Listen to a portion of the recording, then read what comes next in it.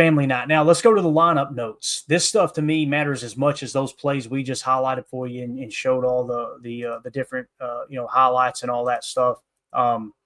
This is kind of like a glance into Matt LaFleur. All right, is he trying to tip his hand a little bit? Like, hey, here's our starting lineup. Let's see how it lined up.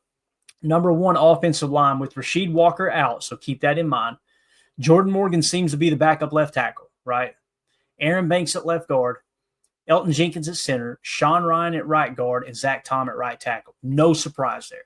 Now, the only thing that catches my attention is if Rasheed Walker was playing at left tackle, would Jordan Morgan start over Sean Ryan at guard? That's the only question I have. And I don't know the answer. I've said it before. Listen, if Sean Ryan beats out our second year first round pick, Jordan Morgan for right guard, I'm okay with it. I'm not going to sound the alarm. Guys, I want the best 5 out there. I don't care where they were drafted. I don't, man. I grew up watching John Randall kick our ass with the Minnesota Vikings. He was undrafted. I remember James Harrison with the Pittsburgh Steelers being one of the best, if not the best, most feared edge defenders in the game. He was undrafted, right?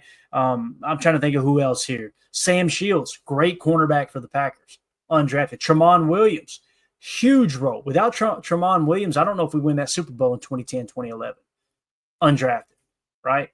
So I don't care where you were drafted. Get the best 5 out there at the offensive line. Get the best at every position, man. So that's the way I see that. Now, Matt Schneidman put a tweet out. Matt LaFleur on Jordan Morgan's extensive work at left tackle the last couple of days with Rasheed Walker hurt. Quote, there's going to be some hard lessons along the way, but I love how he's attacked this thing. Let me translate that. In my opinion, he's saying, boys, it ain't looking good. He's getting his butt kicked out there, but he's doing his best.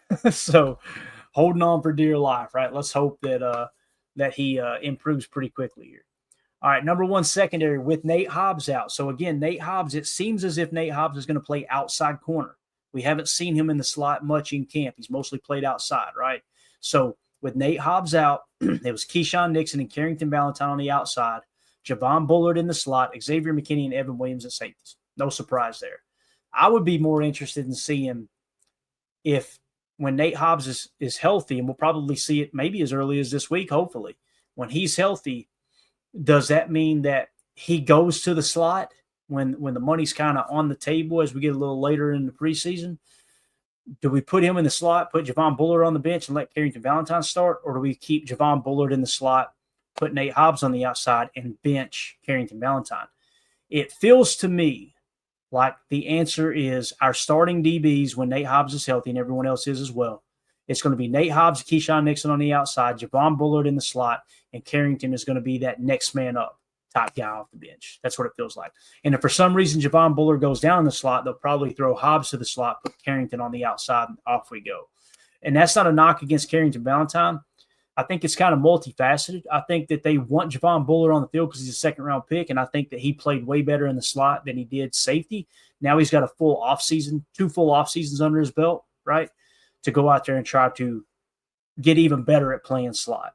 Again, I'm not saying he had a great year last year, but I am saying he played significantly better in the slot, he being Javon Bullard, than he did at safety. So, all right, consistent starters on the defensive line. Rashawn Gary, Kenny Clark, Devontae Wyatt, Lucas Van Ness. No surprise there. I completely agree with that. Those starters. Linebackers. Quay Walker recovering from ankle surgery. It was Edgerrin Cooper, Isaiah McDuffie, and Isaiah Simmons, probably in that order. So when you're in your nickel 4-2-5, it would be Rashawn Gary, Kenny Clark, Devontae Wyatt, Lucas Van Ness, and then at stack backer, it'd be Edgerrin Cooper and Isaiah McDuffie is what it feels like, the way that's worded there. Now, there's plenty of time for Isaiah Simmons to take that up, to leapfrog Isaiah McDuffie on the depth chart. But we know they like McDuffie. They give him a 2-year extension, albeit it was peanuts. It wasn't a whole lot of money, right? But they did give him a little extension, a little bit of security there, not much. Quay Walker's the starter. Don't get me wrong. It's Quay Walker and Edgerrin Cooper. But it seems like Isaiah McDuffie still has the edge over Isaiah Simmons. Let's see what Isaiah Simmons does in preseason, though. Defensive line reps, UDFA defensive tackle Nazir Stackhouse taking second-team reps ahead of veteran Kobe Wooden and 6th-rounder Warren Brinson. Guys, Stackhouse has flashed, right? And it seems like they're going, all right, let's see everything this guy's got. Let's see if he can be that second team nose tackle for us, right?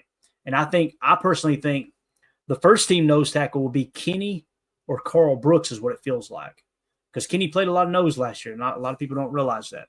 Now, with that being said, this also could be, listen, let's throw the whole book at Nazir Stackhouse and make sure that if we do decide to try to get him on the practice squad, we feel good about our decision because we got plenty of looks. The last thing you want to do is get down to roster cut down and you gave everybody too many reps and you don't have enough tape on one individual person that you think the actual decision is geared around in terms of getting them to the practice squad.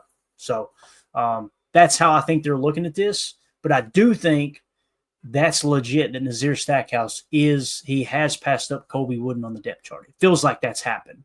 And I personally would agree with that based off the tape we've seen with Colby Wooden. And again, you can't make the club in the tub. He was banged up last year too. So Warren Brinson is going to be fun to watch. Now, again, we're talking about these players we need to keep an eye on in preseason.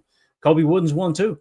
He may come out in preseason and completely change my mind, So let's definitely keep our eye on that for sure. So let's move on to the training camp schedule. Next public practices Tuesday, Wednesday, Thursday at 10:30 a.m. The team will be off Friday. And then the preseason opener is Saturday night at Lambeau Field versus the New York Jets. Let's freaking go. God, I can't wait, man. Cannot wait.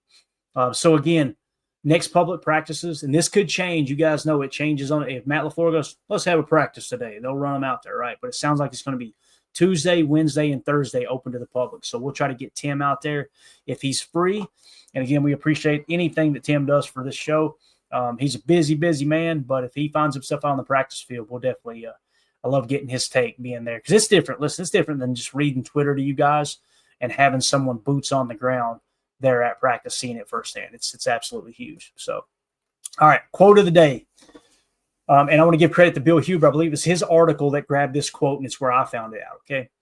Safety Xavier McKinney, quote, "It's time to go, time to focus. I'm laser focused more than I was last year. So for me, it's just continuing to grind, continuing to find ways to improve, and not just for myself, but continuing to elevate these guys around me. That's going to be the main thing. I'm trying to have the best safety room in the league." Listen how he words that. I'm trying to have the best safety room in the league. I am. Not we are, not the coaches are. He's taking ownership of that safety room. These are his guys. When we go out there, it's we fence. It's not defense. It's we fence. It's us. Let's go out there and flip the freaking tables. I love how he's approaching that, man. That right there fires me up. I'm trying to have the best safety room in the league, man. How blessed are we that Goody, again, for all the Goody haters out there, Goody handpicked Xavier McKinney, said, that's going to be our safety of the future. Knocked it out of the park. I think we've done a great job with building that, he said. I think tonight everybody got to see what we have in our room. We've got a special room. So this defense, now Edgerrin Cooper is a huge part of this defense.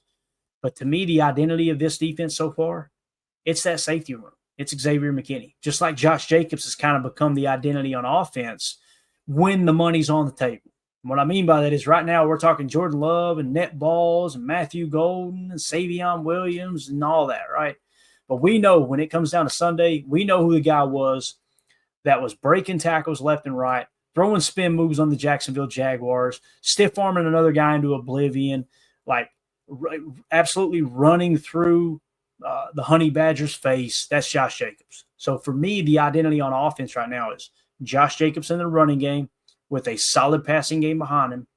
And on defense, it's, hey, I dare you to try our safety room because Evan Williams is coming on strong, and he's got one of the best teachers in Xavier McKinney. So really, really, and oh, by the way, they've got a former defensive coordinator, Derek Ansley, back there coaching them up, man. That's exciting stuff. So there you go. There's your full practice breakdown. Now,